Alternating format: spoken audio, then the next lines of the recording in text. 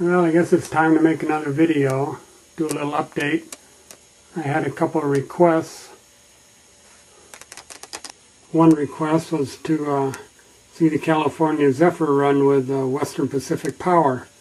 Well, I just happened to get these FT units just a couple months ago, so I will run this here in a few minutes.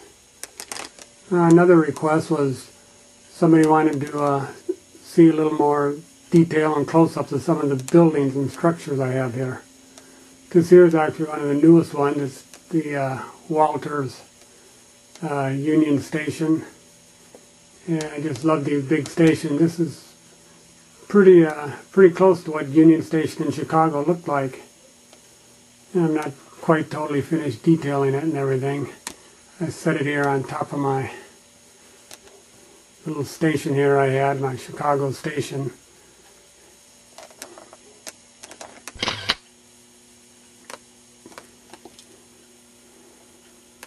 And another station I just built is the station here is called the Menominee Falls Station.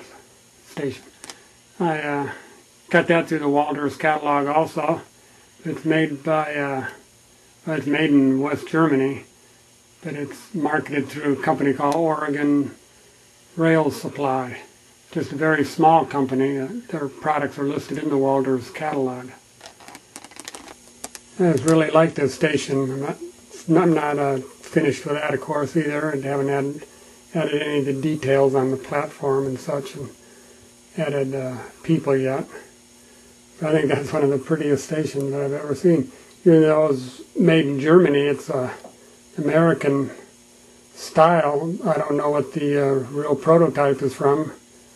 I know there's a Menominee Falls in Wisconsin, but I checked on that and it wasn't from there. It looks kind of like more like a larger city station rather than a small town station.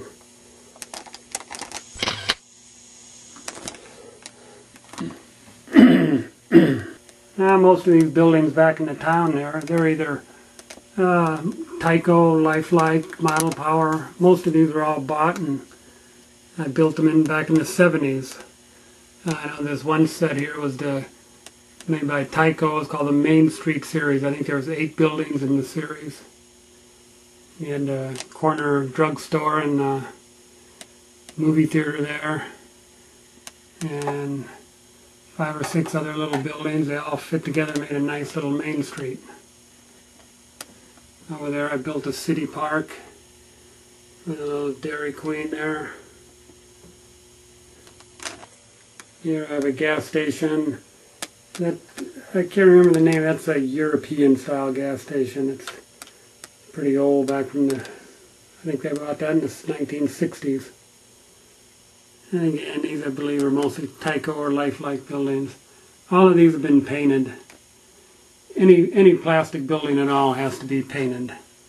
There's not a plastic building that's ever been made that looks good right out of the box without painting it and weathering it.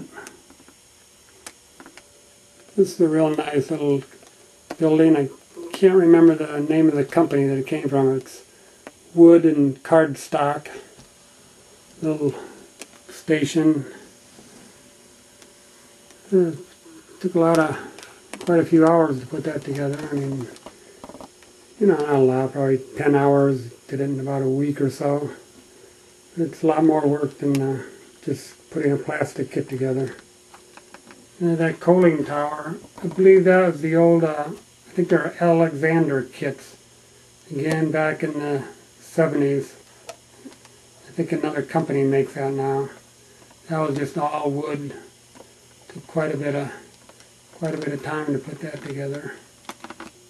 And adding signs and billboards to the sides of buildings really adds a lot to it. Gives it that old weathered look. This roundhouse I just built totally out of cardstock. Didn't take long at all. The windows are just photocopies that I did on the computer scanner. Cut them out and pasted them on there. There's no doors or any detail on the front, but it serves the purpose okay. And this is probably about the biggest scratch built project I ever did, and I did that back in the 1960s. I'm just a kid getting started in the hobby. The plans were in a model railroad magazine. Model Railroader, I believe.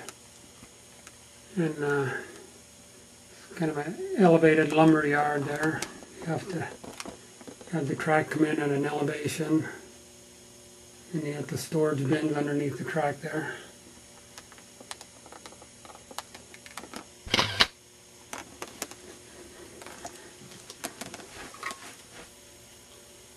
And this is just a little farm scene here. I believe that house is lifelike or model power, little farmhouse, quite common. And just detailed out a little farm scene there with a little chicken coop and a pig pen, cows and horses, tractor. Now we'll run the Zephyr.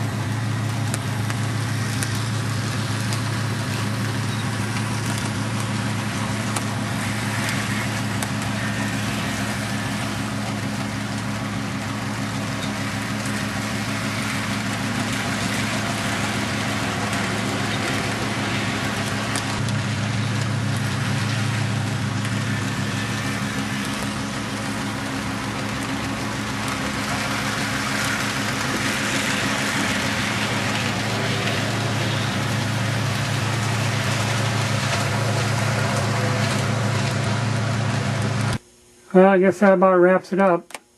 If any of you have any further comments or questions about anything, just send me a comment and I'll answer you back.